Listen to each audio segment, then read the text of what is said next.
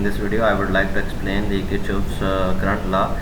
That's one of the subcategory of law of conservation of energy. By definition, algebraic sum of current entering a node is equal to the sum of the currents leaving that node.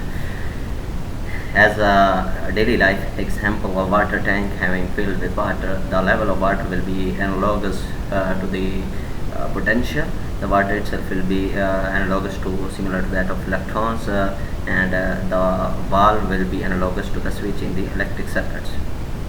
So in this diagram we will see that the valve is opened, the water will flow from main valve and it will be distributed through the distribution 3 showers valves. It's analogous to the main switch in electric circuit. Source current is being distributed from 3 loads. As per law of conservation of energy, the current entering to a node is equal to the algebraic sum of the currents leaving the node. Explaining supply will be equal to the demand, the source supplied energy will be equal to load consumed energy, or current supplied will be equal to the distributed current. Thanks for watching my video.